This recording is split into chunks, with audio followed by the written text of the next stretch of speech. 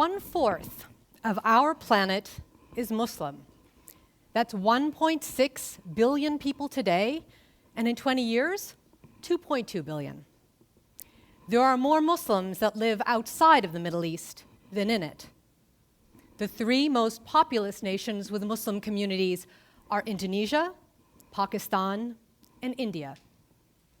There are 44 million Muslims in Western Europe, and 62% of all Muslims around the world are under the age of 30. 62%. What are your perceptions?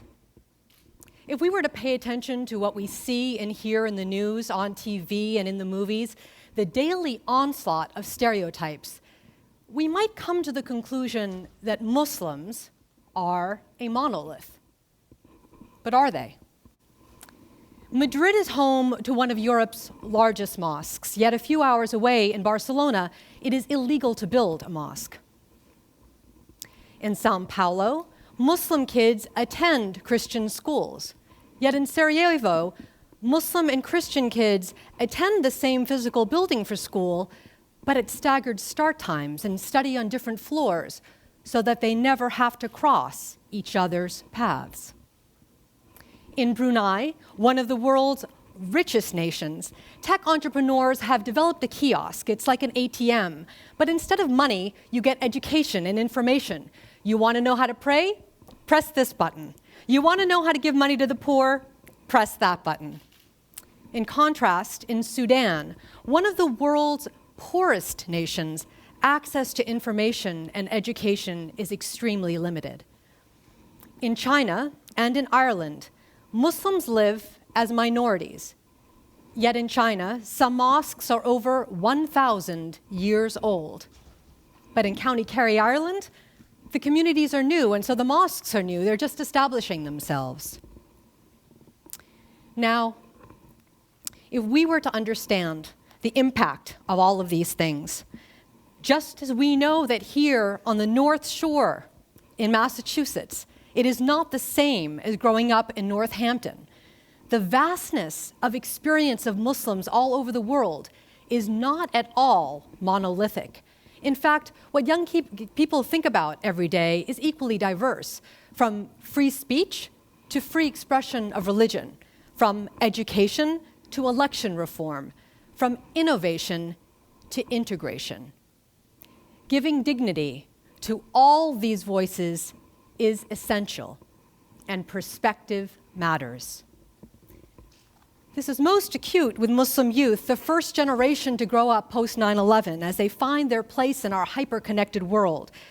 Every single day since September 12th, 2001, they see the word Islam or Muslim on the front pages of papers, online and offline. Imagine the impact. How has this pervasive, relentless focus and attention on their religion affected them? How has it shaped the way they see themselves and their perceptions of how others see them? They are not growing up Muslim as their parents and their grandparents did. These digital natives are standing on a shifting foundation of religion, technology, pop culture, and world events, and they are confused. Yet despite the diversity of Muslims, there is one central experience that unites them all. Their identities are in severe flux.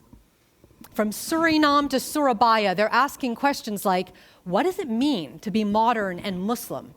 What's the difference between culture and religion? Essentially asking, who am I? All of us, as adolescents and adults, ask this question. But what is different about this generation of Muslims is that, unlike any before them, they are bombarded with answers from all sides, and not all from reliable sources. When I was in Copenhagen, I met a young girl. She was a first-generation Dane. She was a Muslim of Iraqi origin, and she told me that her imam told her that because she wore jeans and a t-shirt, she was not Muslim. Her imam was imported from outside of Europe, and he did not speak the local language. He did not understand the context in which she was being raised, and he didn't give her good guidance. His norms were based on a village in Morocco, not in the capital of Denmark. The Nigerian so-called underwear bomber was an affluent, Western-educated youth who went online and asked, "Why does my family not eat halal meat?" We don't know why he didn't ask his family that question. He trusted what a stranger said about being a good Muslim. Where do these young people go for answers when they're confused? Well, like many young people, they go to their peers. But they also go to Sheikh Google. Because there, they find ready answers from so-called experts who look a particular way, say particular things with a particular conviction, whose voices rise above the rest. And the loudest voices? The extremists. And they are well aware of the identity flux that is taking place with Muslim youth, and they are actively exploiting it. Their narrative is very simple. The world is made up of an us and them. And this goes beyond the digital realm, cafes, community centers, mosques. Extremists suggest that their worldview is the only way to be Muslim, one that wipes away diversity of thought and heritage. They want people to look the same, act the same, pray the same. They rewrite 1,400 years of Islamic history and replace it with uniformity and hate. They have even gone so far as to convince people that natural disasters, like a tsunami, was a way for the West to eradicate Muslims, or that a polio vaccine was a way for us to sterilize Muslim youth. They have found ways to be the go-to source for many youth who are seeking a sense of belonging and searching to understand their identity. This rallying cry is echoed in propaganda, on YouTube, in sermons, and in glossy magazines like Al-Qaeda's Inspire. Even people who are not part of international terrorist networks are taking part in this us and them narrative. Now, many of you probably remember that in 2010, there was a preacher in Gainesville, Florida, who had 50 people in his church. He threatened to burn the Quran. What was his name? Muslims all over the world that I've met remember his name. And the question they ask me is, does he represent America? Now, whether an individual actor or coordinated thousands, this us and them narrative allows extremists to thrive. How do we dismantle it? The best way to disrupt the ideology of extremists is to provide a counter-narrative. How? Sharpen the confidence, the skill, and the leadership of this generation within local communities. Connect like-minded voices into global networks, and to recreate space for new ideas. By having a diversity of credible young Muslim voices saturate the marketplace with alternative narratives, they will have the ideas, the inspiration, and support to navigate through their identity crisis in a way that does not lead to violence. It is these digital natives that are youth that are shaking up the status quo and are creating a youthquake around the world. Their ideas are making a difference to each other and to the rest of us. On 9/11, I was working in a corporate job in Boston. And I remember looking out at Logan Airport and asking myself the question, who's responsible for this horror? Al-Qaeda defined my nation and my religion as something that it was not. And I couldn't sit still. I was compelled to act. I moved to Washington, D.C., and I have had the privilege of serving my country, from the White House to the Department of State.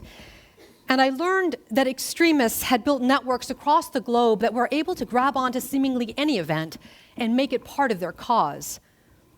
The Danish cartoon crisis in 2006 catalyzed the reaction to these narratives.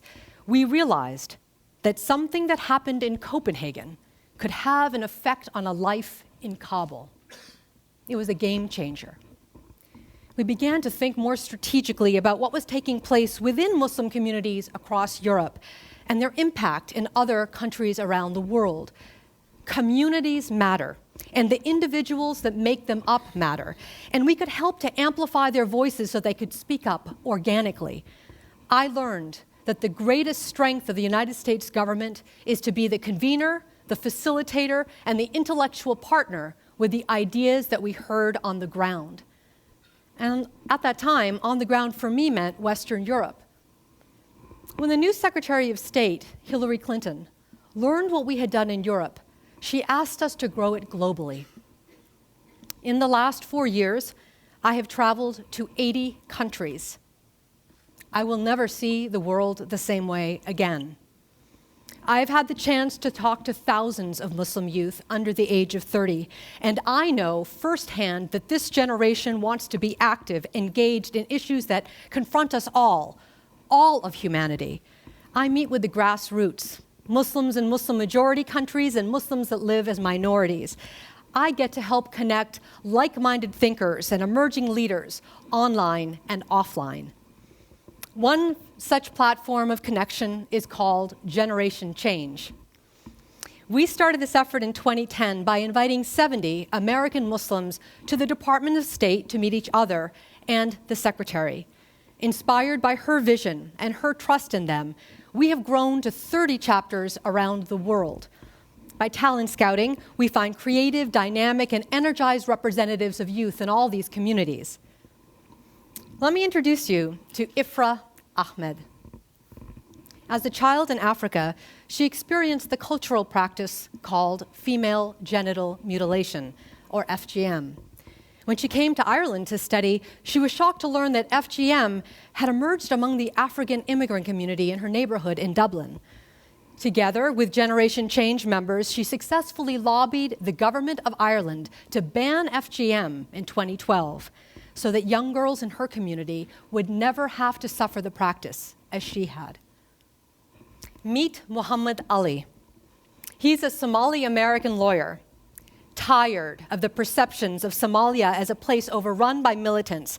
He wanted to mobilize Muslims to stand up against extremist narratives.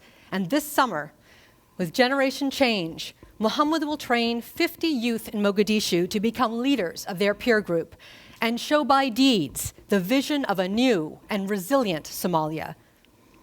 Because 67% of all households there are women-run, they're focusing on micro-enterprise grants for female entrepreneurs. They're also building networks of journalists and storytellers to reclaim the story of what it means to be Somali. Through this activism, the narrative of Somalia will begin to change from one of despair to one of hope. But there are far more micro-solutions taking root every day. In South Africa, there's a new safe online space for youth to talk about issues, from religion to civic engagement. It's called Muslim Frank Talk. Muslims in Trinidad and Tobago have created an anonymous hotline for parents and youth to reach out for guidance around identity and religion. And humor works as well. Members of Generation Change in Belgium put together a comedy spoof called Muslim Rangers that pokes at these issues and offers fresh perspectives. And last month, Aini Fatima was featured in 17 magazine for her use of poetry to affect change. All of us must lift up the voices of these youth. Their ideas are the micro-solutions that will culminate into a mega-narrative, one more powerful than one of hate and destruction. One that inspires their peers to push back against hate. One that answers questions about being a modern Muslim living in a pluralistic society. One that hopes to catalyze movements to push back against stereotypes. One that gives agency to this generation to build the kind of future that they want, together with their global peers. All of these voices are connected to each other, and they are a counter-narrative. They're also a support network and have become mentors for each other. Whether in tweets and Instagram photos or online forums, these young people are taking part in conversations that are happening all around us, and they must be recognized as a way forward. There are more of them than there are of the extremists. let's make sure that we unleash the power of this youthquake. I believe in them. Do you? Thank you.